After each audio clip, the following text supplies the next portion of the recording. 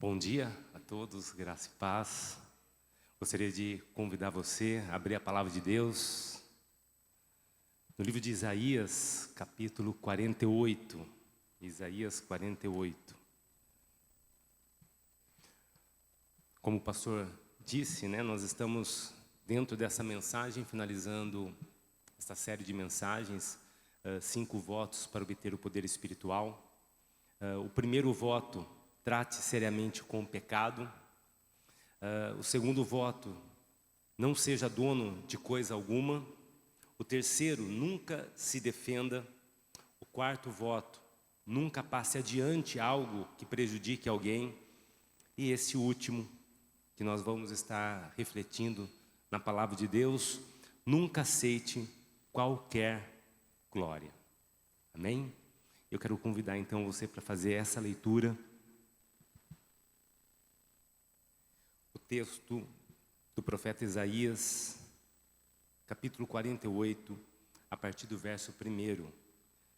Diz assim o texto da palavra de Deus: ouvi isto, casa de Jacó, que vós chamais pelo nome de Israel, e saíste da linhagem de Judá, que jurais pelo nome do Senhor e confessais o Deus de Israel, mas não em verdade nem em justiça.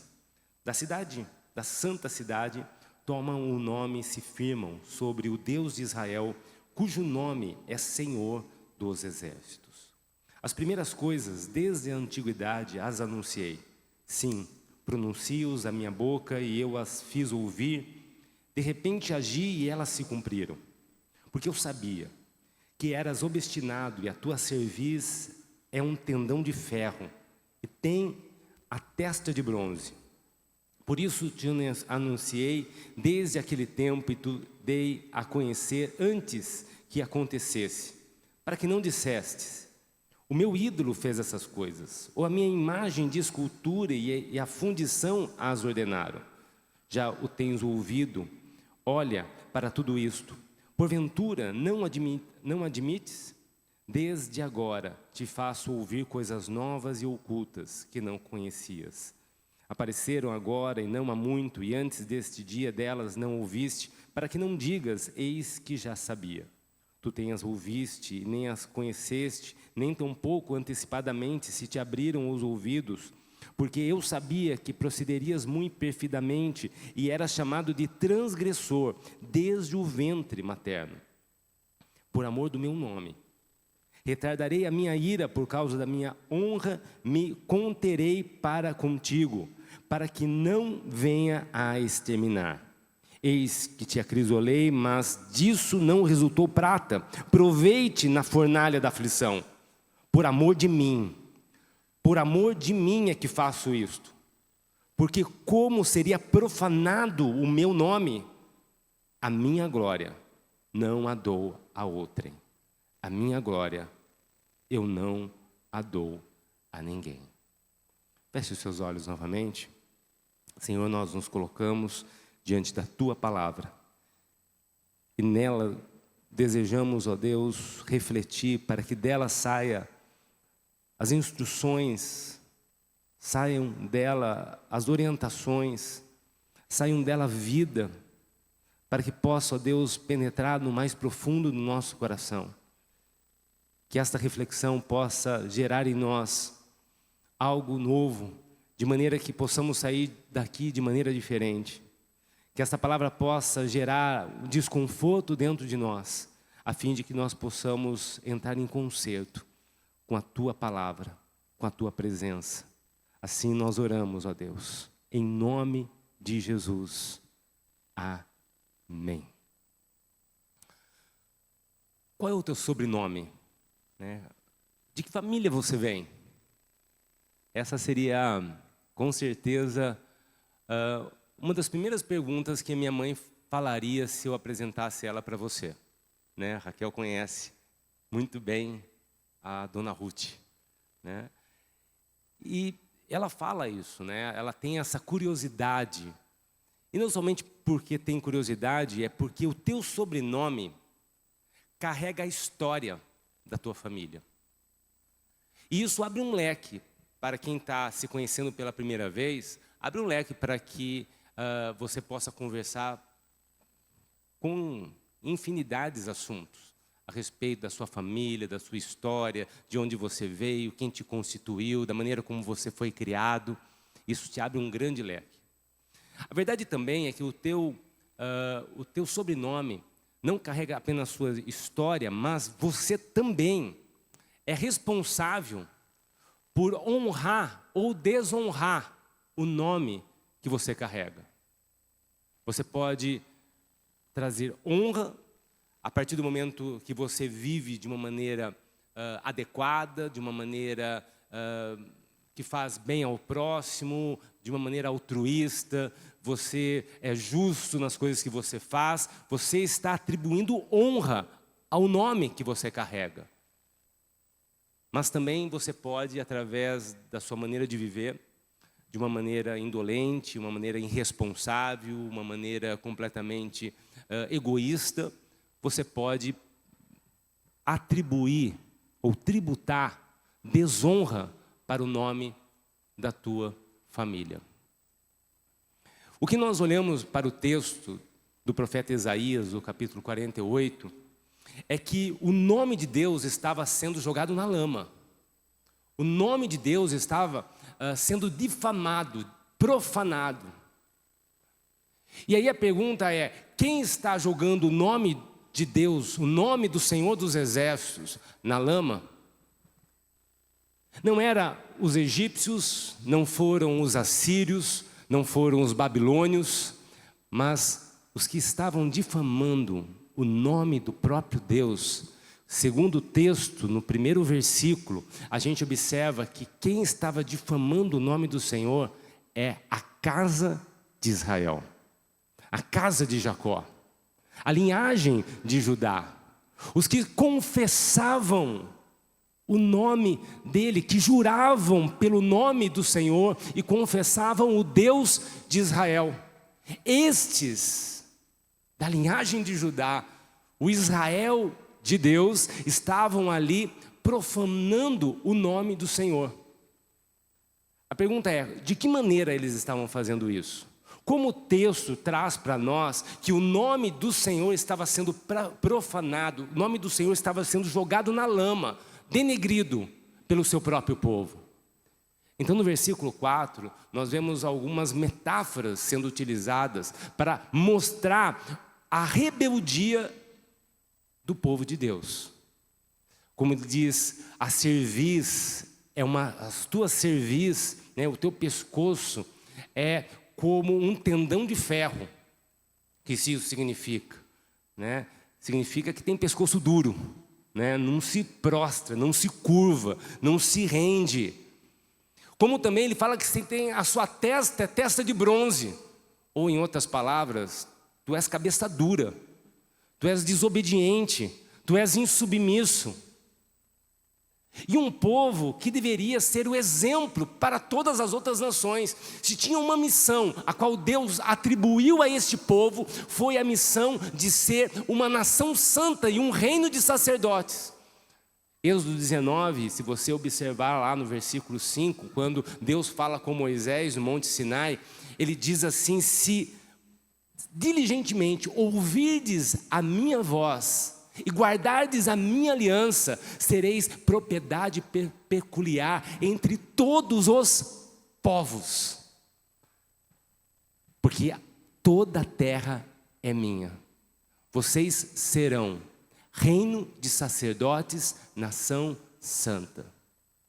Teologicamente, a ideia aqui é que eles tinham uma missão holística, isto é, à medida que eles estiverem caminhando em direção à terra a qual Deus havia prometido, em contato com outros povos, a maneira como eles viviam, a maneira como eles se relacionavam, a maneira como eles conversavam, a maneira como eles serviam uns aos outros, serviam a Deus, a sua constituição, a maneira como eles se organizavam, tudo isso deveria fazer com que os outros povos, através do contato com Israel, conhecesse de fato quem é Deus, o Criador dos céus e da terra, o verdadeiro Deus.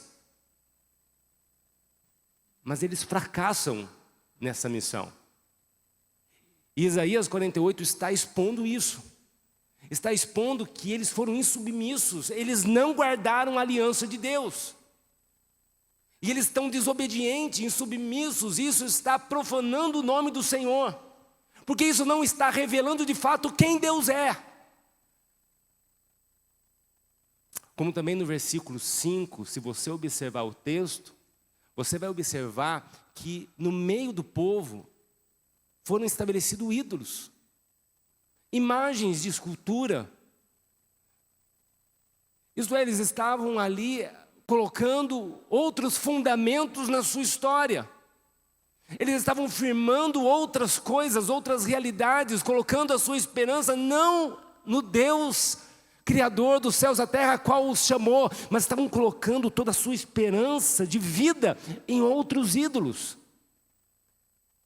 É muito interessante se você comparar, né, o primeiro versículo desse capítulo com Romanos 1, versos 18 a 24.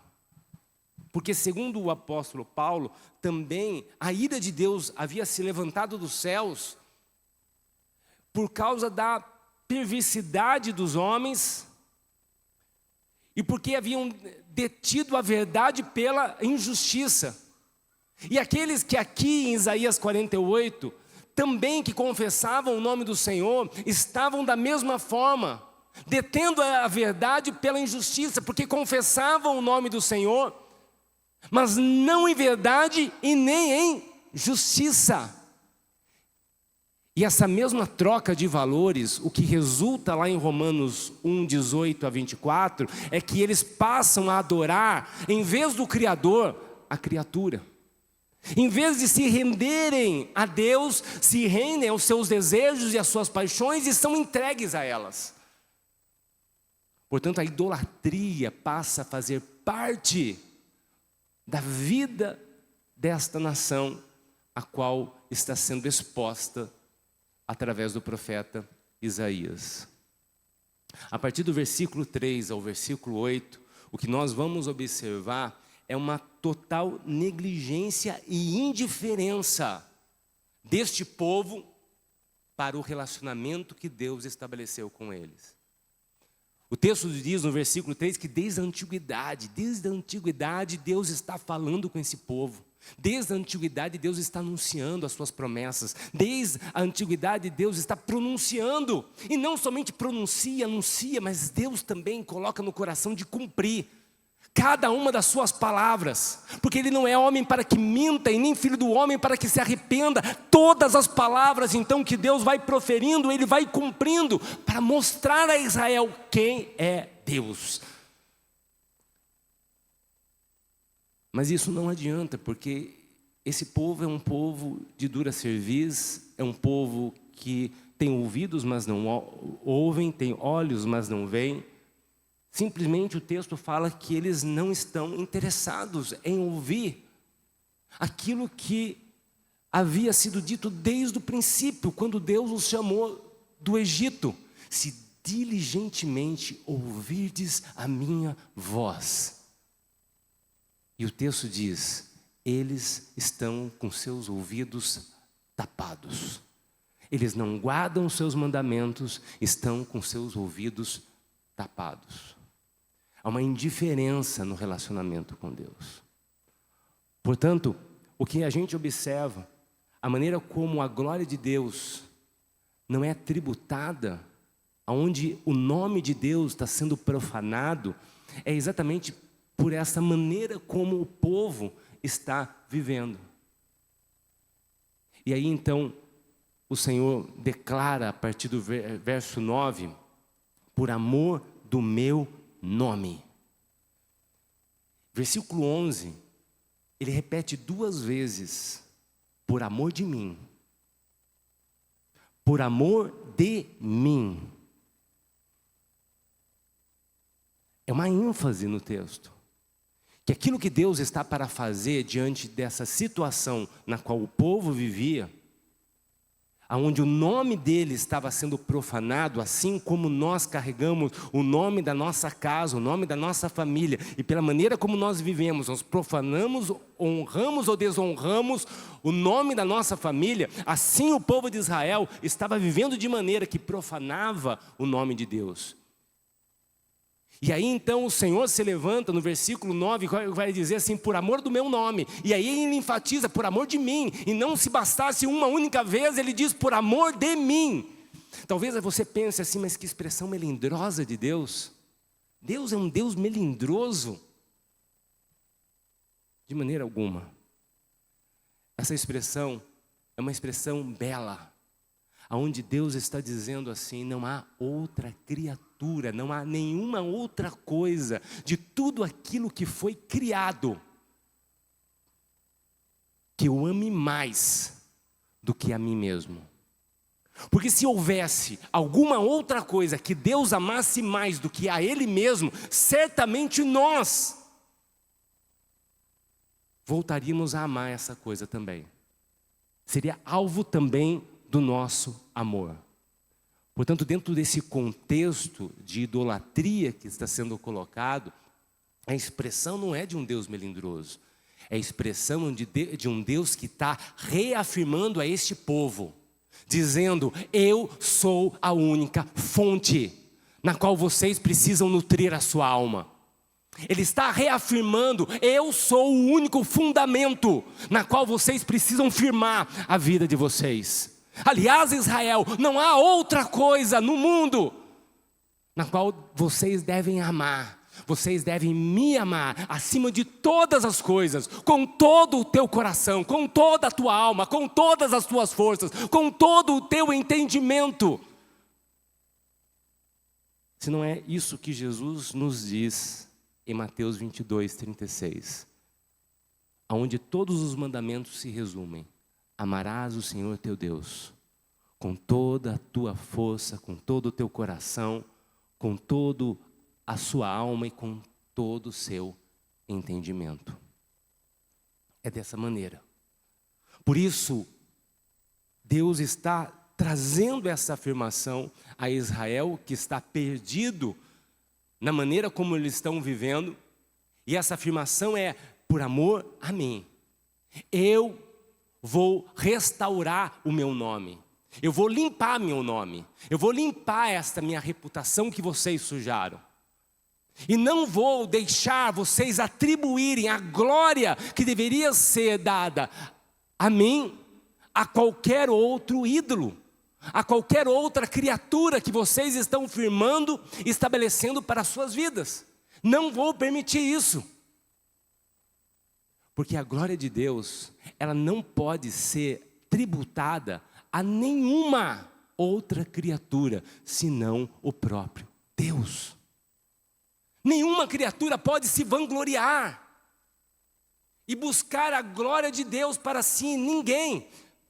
Na etimologia da palavra vanglória, que é se vangloriar-se, vanglória é uma palavra feminina que vem do vão mais glória, isto é, atribuir a glória àquilo que é vão, atribuir a glória àquilo que é vazio. Não tem como a criatura se vangloriar-se daquilo que é, daquilo que faz, porque a glória somente a Deus, Ele é. E quando a criatura se coloca nessa posição de orgulho, porque é isso também o sinônimo de vanglória, é o orgulho, ela se coloca exatamente no alvo, na reta, no alvo da ira de Deus. Isso Isaías nos deixa claro. Se você vai para o texto de Isaías 14, ele deixa claro a Israel,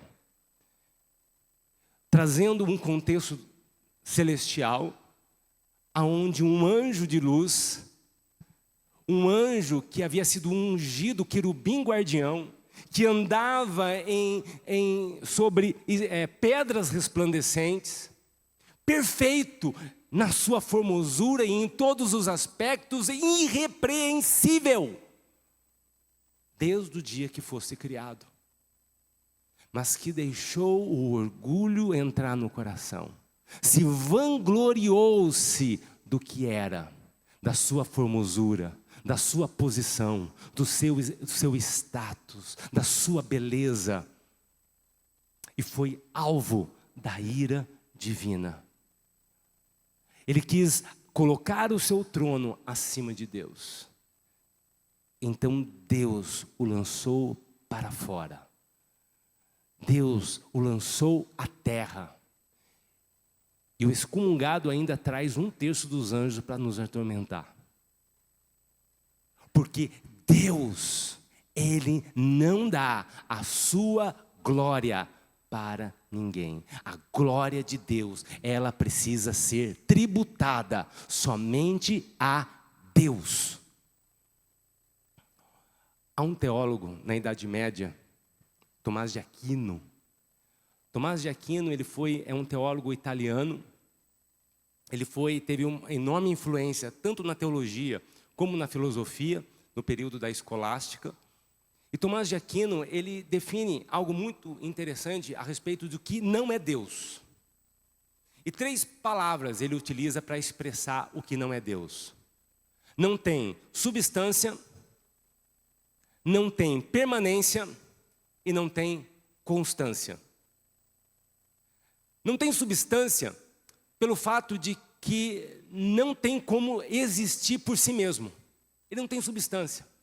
Ele não pode bancar a sua própria vida. Ele não pode simplesmente dizer eu sou e acabou. Eu me basto. Não tem substância. Somente Deus pode dizer eu sou. Somente Deus pode bancar a sua própria existência. Aquilo que não é Deus não pode bancar a sua própria existência. Nós somos criaturas. Fomos chamados à existência.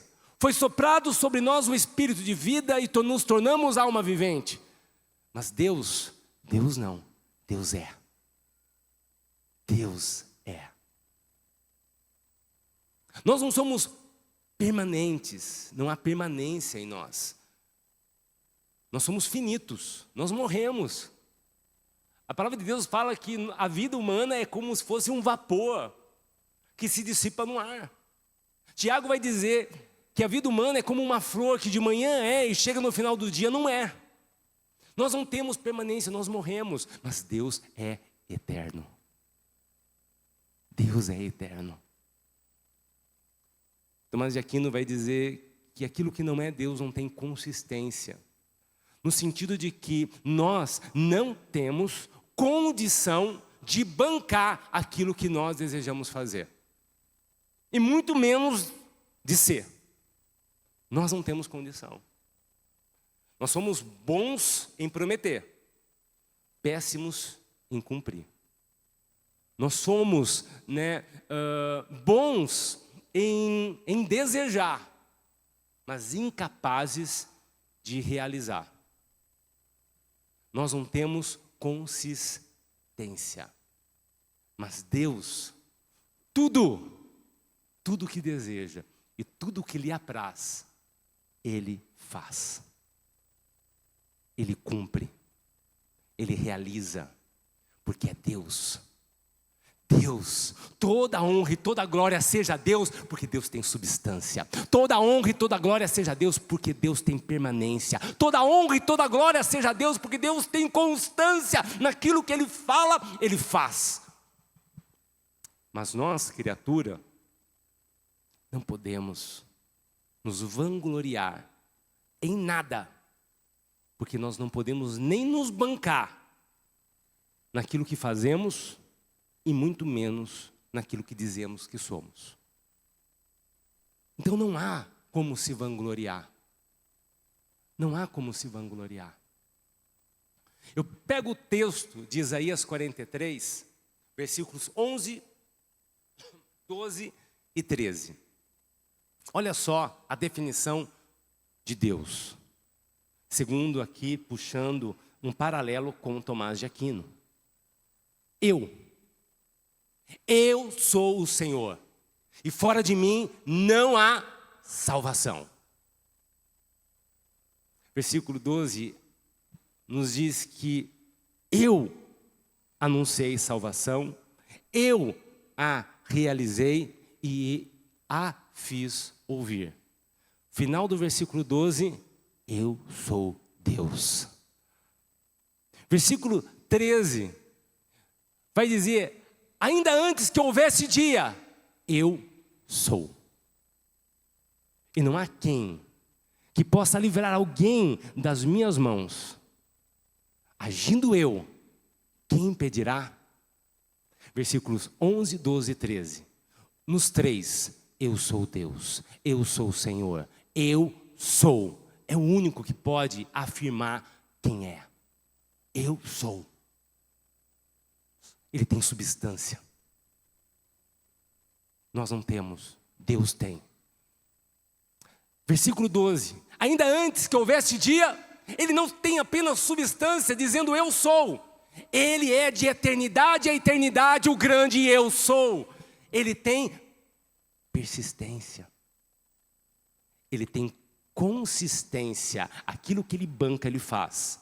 Eu anuncio a salvação. Eu a realizo. E a faço você ouvir. Agindo eu, diz o Senhor, quem o impedirá? Ele tem consistência, ele banca aquilo que fala, ele cumpre aquilo que diz. Essa é a consistência de Deus. Por isso o louvor, a honra, a glória, somente pode ser atribuída a Ele. Esta é a ênfase da reforma protestante, os 5 solas, o último, o quinto é glória somente a Deus. Não há outro. Não há outro. Somente a Deus. Por isso os cristãos do primeiro século cantavam, né, algo que foi nos registrado na carta aos Romanos, capítulo 11, versículo 36, o cântico, porque dele, por ele e para ele são todas as coisas. Glória, pois, a ele eternamente. Amém. Glória somente a Deus. Se você entendeu que a glória não pode ser tributada a nenhuma outra criatura, somente a Deus, porque somente Deus tem substância, persistência e consistência, a pergunta então, para que a gente possa caminhar com essa reflexão, é: de que maneira eu glorifico a Deus? De que forma eu glorifico ao Senhor? Então, nos voltando para o texto, glorificar a Deus é não endurecer a cerviz, não ser cabeça dura, não ser desobediente, não ser insubmisso.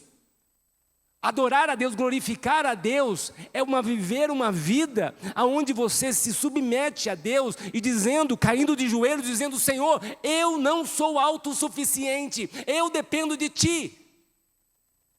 Como nós cantamos, preciso de Ti, Senhor.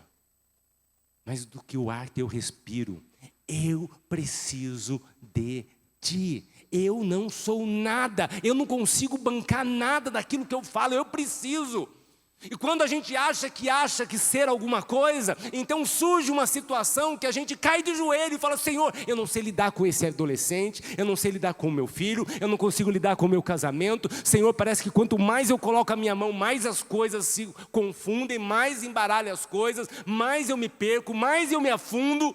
E aí Deus nos trabalhando na fornalha para mostrar que nós não somos nada sem Ele.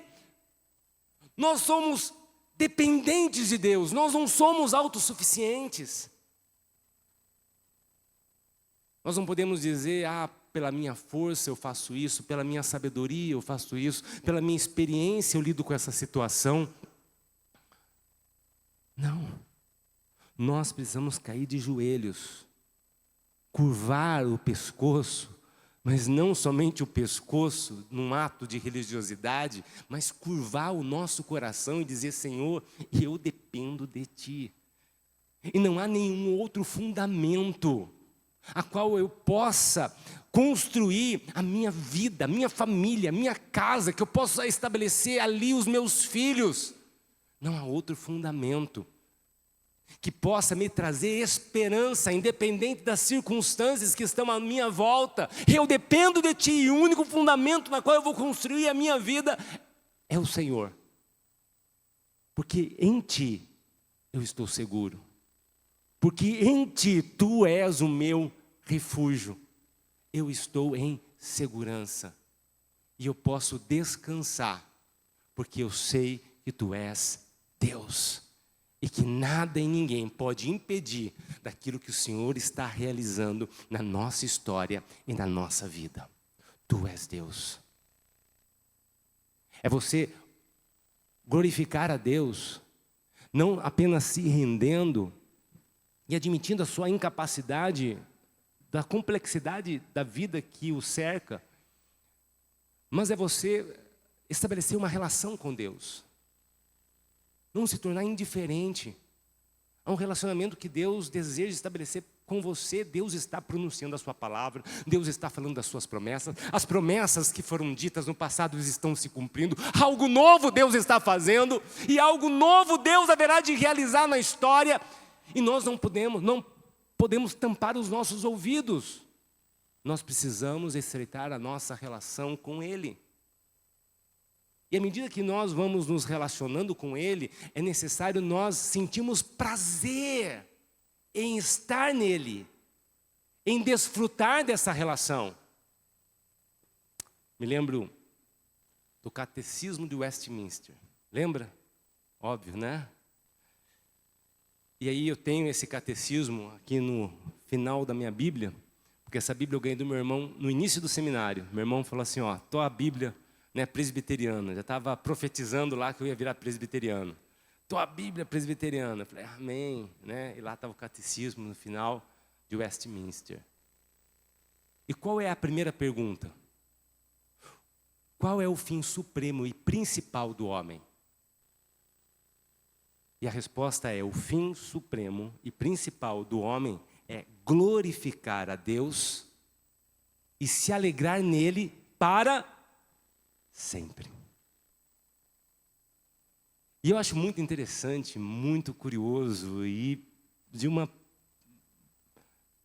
coisa assim muito legal que foi dita pelos teólogos, afirmar que glorificar a Deus e se alegrar nele, elas estão tão conectadas uma com a outra que são a mesma coisa. Não são duas expressões. O fim do homem principal e supremo é glorificar a Deus e é se alegrar-se nele para sempre. Alegrar-se nele e glorificar a Deus, para alguns teólogos, significam a mesma coisa.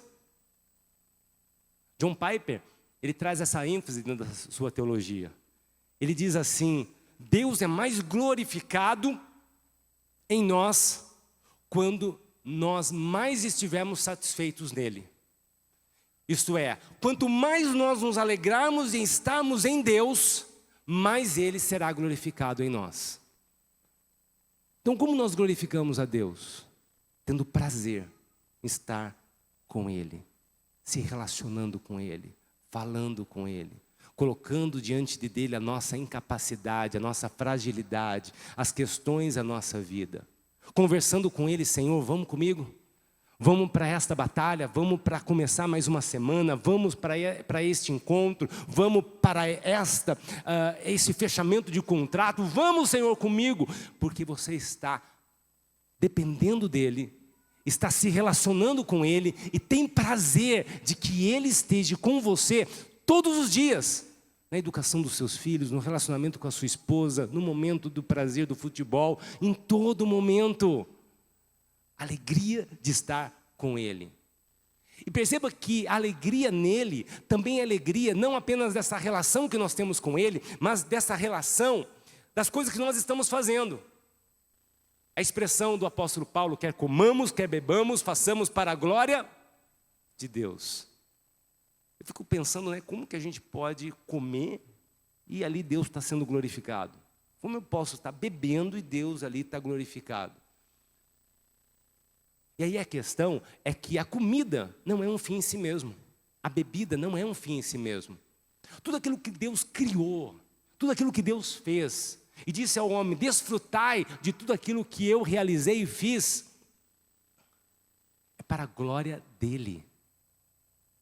Portanto, quando eu imagino comendo um belo de um prato de macarrão com molho branco, né, e deliciando com aquele macarrão, ou de terça-feira, quando eu entro no jogar futebol e dá aquela adrenalina, eu fico eufórico, saio ali aliviado, que delícia que foi esse dia.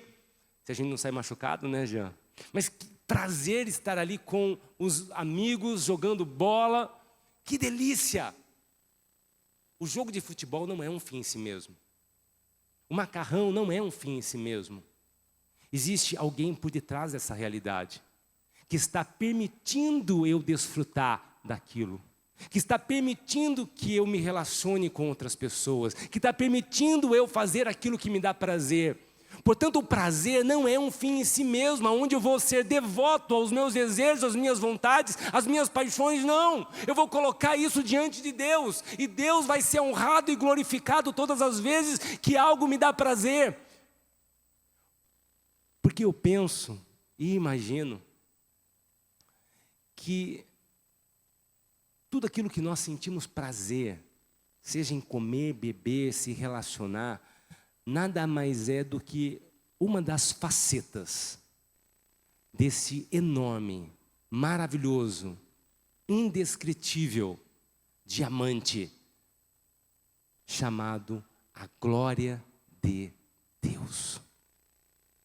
Adorar a Deus e glorificar a Deus em tudo aquilo que Ele está te proporcionando e o prazer que Ele está gerando dentro de nós. Nos alegrar nele, na relação com Ele e na relação de tudo aquilo que nós estamos fazendo. E acredito que também glorificar a Deus, segundo o texto, é a maneira exatamente como a gente vive. Nós precisamos glorificar a Deus com aquilo que somos. O Salmo 19, ele diz assim: os céus proclamam a glória de Deus. Toda a criação foi criada para o louvor da glória de Deus. Se o sol e toda a criatura foi criado para a glória de Deus, imagine nós, criados à imagem e semelhança dele. Portanto, a glória de Deus é tributada a Ele quando nós vivemos e expressamos o seu caráter, a sua beleza, a sua bondade, a sua mansidão, o amor, a misericórdia. Expressamos a outro o perdão. Quando nós expressamos todo o caráter divino, e aí os frutos do Espírito traz esta realidade de como nós podemos expressar a natureza divina no nosso próprio corpo. O fruto do Espírito traz exatamente essas características que glorificam a Deus através do nosso corpo. A verdade é que Isaías 48, então, nos deixa claro de que Israel, ele expõe Israel a não estar cumprindo a sua missão pela qual foi chamado. Israel está sendo um povo autossuficiente, orgulhoso, soberbo. Israel está sendo um povo que está colocando outros fundamentos para a sua própria existência, para a sua própria vida. Israel, em vez de levar o nome do Senhor, está trazendo para dentro do seu próprio povo outros deuses e outros ídolos. Está vivendo de uma maneira em que não enxerga que por detrás da realidade na qual ele vive, Deus está ali para ser glorificado. E Deus é bem claro em dizer para Israel: eu não vou permitir vocês viverem de tal maneira. Eu não vou permitir vocês viverem assim e profanando o meu nome, colocando o meu nome na lama. Eu não vou deixar. Eu não vou deixar que as pessoas me confundam com outros deuses. Eu não vou deixar que as pessoas me confundam, se igualem com os seus ídolos. Eu não vou deixar. E por amor do meu nome. Por amor do meu nome. A questão é que não é somente Israel que vive dessa maneira. Nós também vivemos assim. Isso não é uma característica de alguém que está fora da igreja ou do corpo de Cristo. Essa é uma realidade que está sendo dita para nós, igreja, também. Nós pertencentes ao povo de Deus. Porque nós também vivemos de maneira independente. Nós também vivemos achando que a gente consegue resolver as coisas. Nós também entramos para uma reunião sem fechar os olhos ou colocar no intento do nosso coração, Deus me guia. Não, você já entra e fala assim, o que tem para resolver? Vamos resolver logo, daqui o papelada, daqui que eu assino, é isso que tem que fazer, é isso que vai lá. E aí quando dá confusão, aí Deus. Porque você está agindo como se fosse autossuficiente. Como se Deus não estivesse por detrás daquela realidade. Nós também estamos errando. Nós também, muitas das vezes, não estamos enxergando Deus por detrás da realidade e nós estamos devotando muito mais os prazeres que nós sentimos do que o Deus que proporciona o prazer e a alegria de desfrutar daquilo que Ele criou e daquilo que Ele fez. Nós também, a nossa maneira de viver, quantas e quantas vezes, envergonha o nome de Deus entre os homens. Coloca o nome de Deus na lama. Não apenas Israel, mas também nós nos colocamos no alvo da ira de Deus. Não somente Israel, mas também nós nos colocamos no alvo da ira de Deus. Por amor ao meu nome. Versículo 9. É uma expressão da misericórdia de Deus. Olha o que Deus fala no versículo 9. Por amor ao meu nome, retardarei a minha ira. Eugene Peterson, na Bíblia a Mensagem, ele vai trazer essa palavra parafraseada, dizendo assim, eu vou controlar o meu temperamento para mim não lavar as mãos com vocês. Lavar as mãos deixei de lado. E exterminar vocês. Portanto, o versículo 9 é a expressão da misericórdia de Deus para com Israel e para conosco. Por amor ao meu nome, eu não vou deixar fazer isso. Eu não vou deixar o meu nome na lama. Eu vou resgatar o meu nome, eu vou resgatar a minha glória, e eu vou resgatar vocês. Eu vou resgatar vocês, eu vou mudar vocês, eu vou converter vocês. Eu vou tirar o coração de pedra e vou colocar um coração de carne em vocês. Eu vou derramar sobre vocês o meu espírito. Eu vou colocar e derramar sobre vocês o meu amor sobre vocês. Para que a minha glória seja restaurada em vocês. Para que a minha glória seja vista, contemplada, através do meu povo. E como ele diz isso? Porque no texto de 48 ele fala assim, por amor ao meu nome, eu vou fazer algo. Agora, olha Isaías 42. E traça o paralelo daquilo que Deus está desejando realizar, de tal maneira que a sua glória não seja dada a ninguém. Isaías 42 fala do servo do Senhor. O servo do Senhor que haveria de ser enviado para estabelecer a justiça na terra. Ele vai fazer justiça. Ele vai fazer justiça e a ira dele vai ser derramada, porque Deus vai fazer justiça. Isaías 42 fala, olha, o servo do Senhor, a qual ele enviará para fazer justiça, é o escolhido de Deus, é o ungido de Deus. O servo de Deus, ele é o homem a quem Deus compraz, se agrada, é aquele a quem Deus ama. O servo de Deus é aquele a quem Deus vai derramar do seu espírito sobre a vida dele. A fim de quê? Isaías 42. A fim de que a cana quebrada não seja esmagada. O pavio que fumega não seja apagado.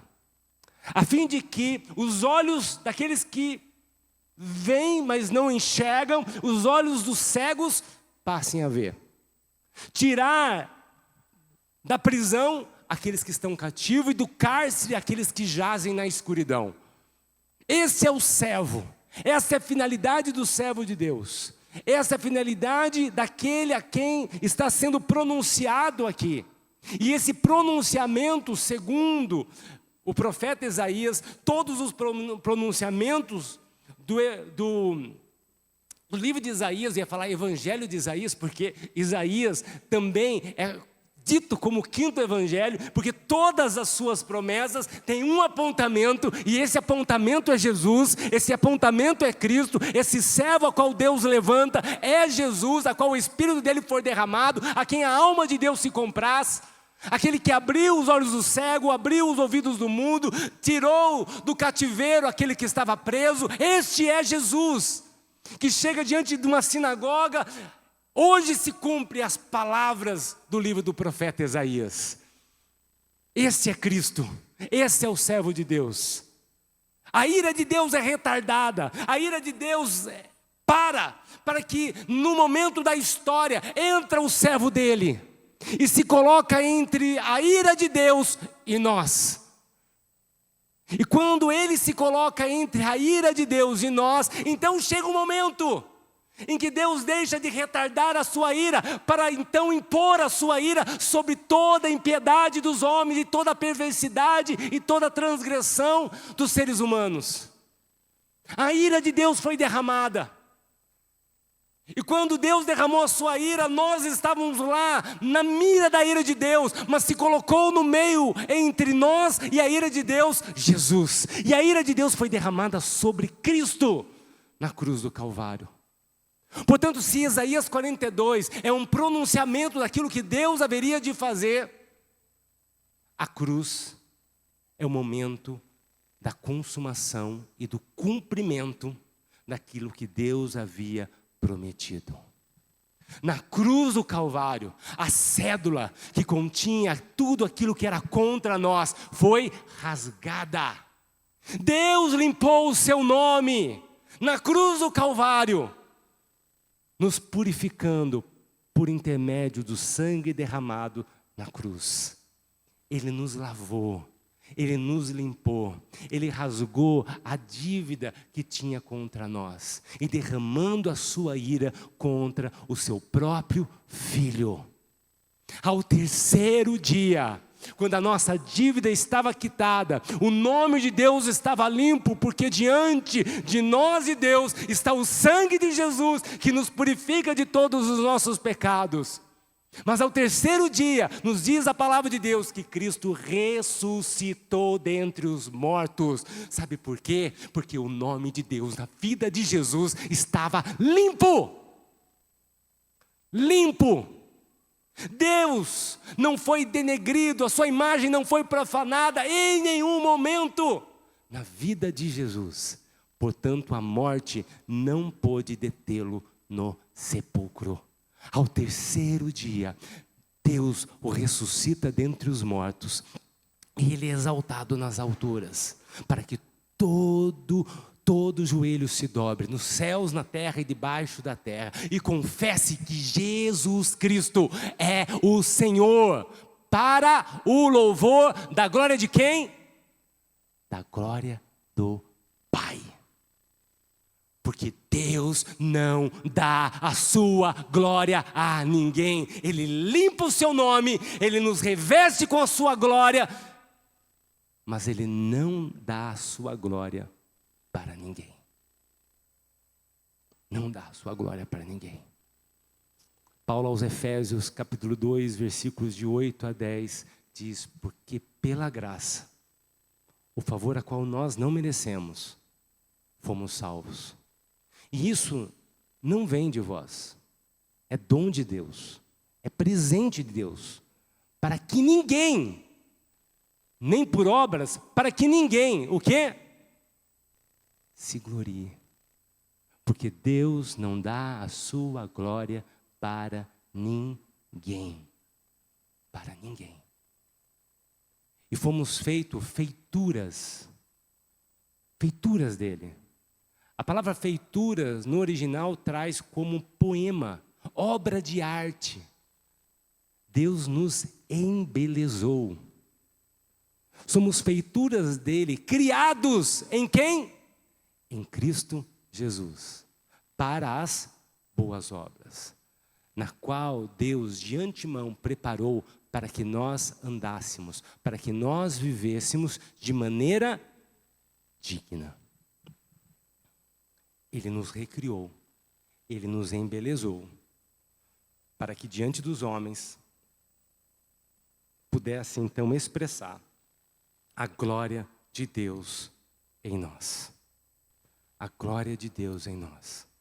Por isso, se alguém chega para você e fala assim,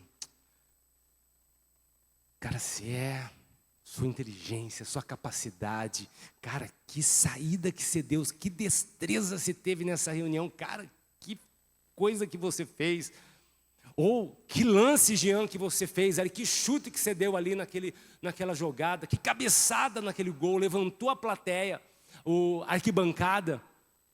Eita, o que você vai fazer? Obrigado. Mas a glória de Deus não fica aqui. Ela não para aqui. A glória de Deus, ela passa por você.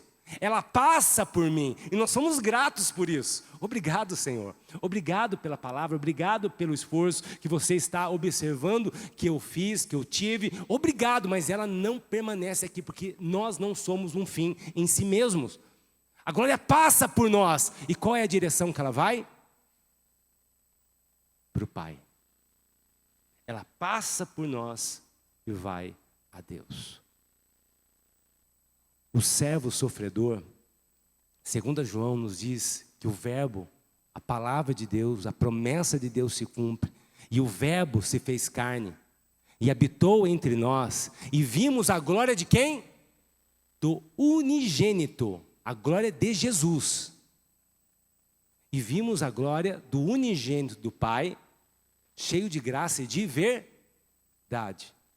Mas a glória do unigênito do Pai não fica no Filho. Ela passa pelo Filho. O autor aos Hebreus, capítulo 1, versículo 3, nos diz que Jesus é o resplendor da glória do Pai. A expressão exata do seu ser.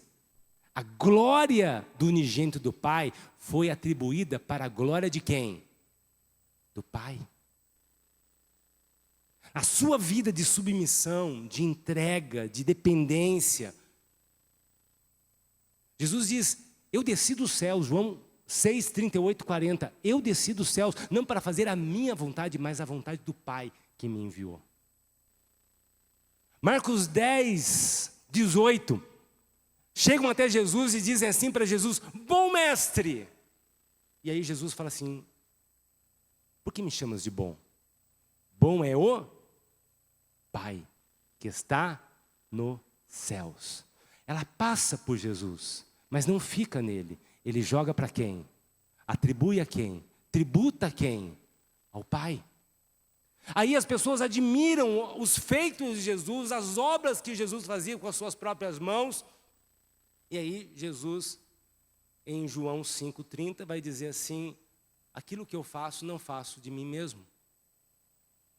João 14, 10, mas aquele que habita em mim, o Pai que habita em mim, que me enviou, é que faz as suas obras.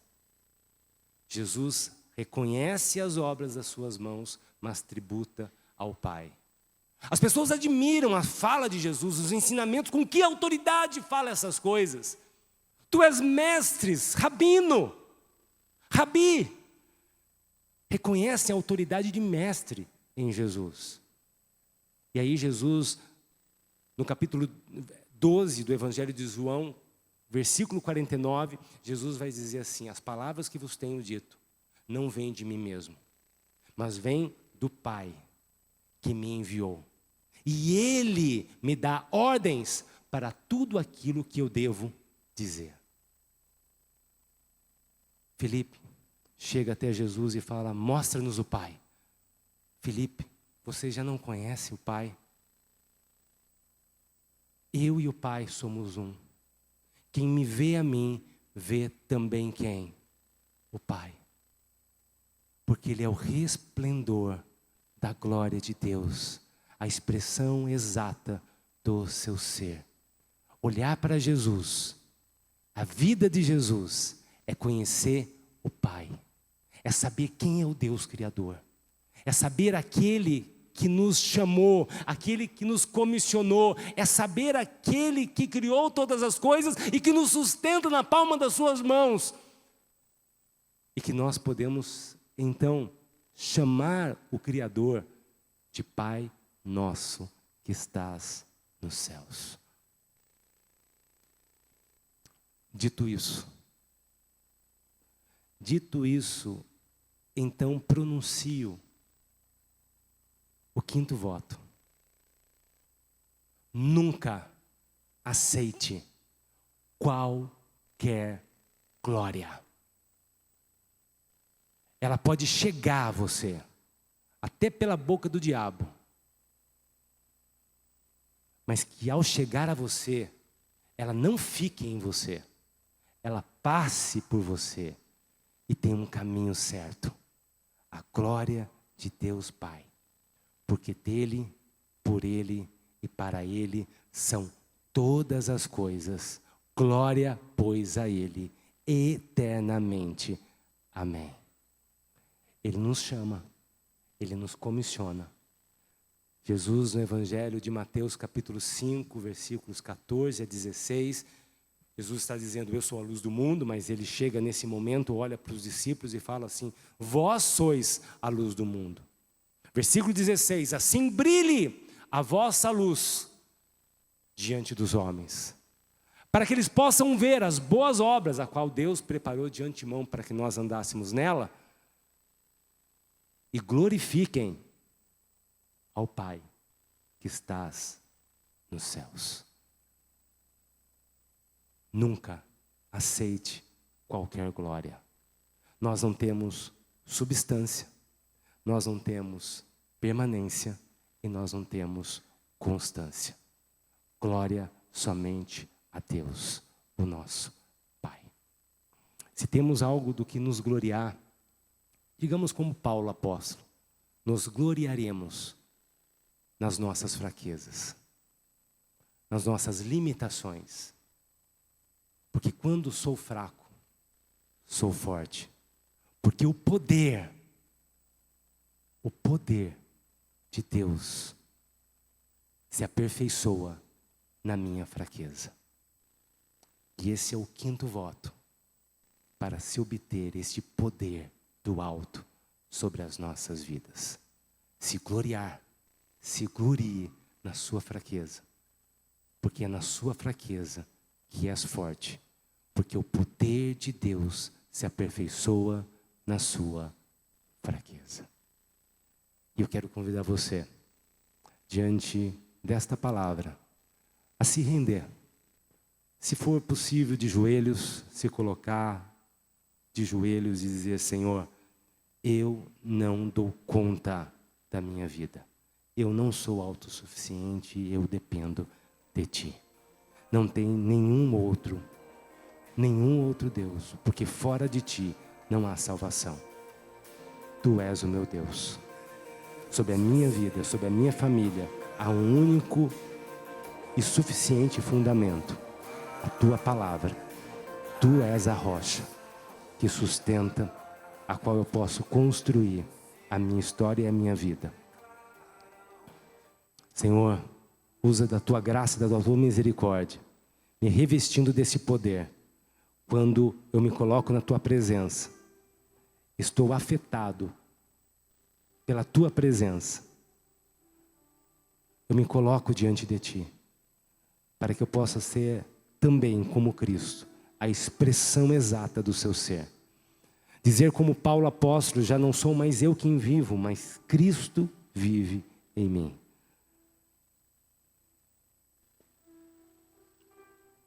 É um momento de rendição. É um momento de nós nos comprometermos a viver uma vida que glorifique a Deus. E nos alegrarmos nele. Nos alegrarmos nele. Para todo sempre. Amém.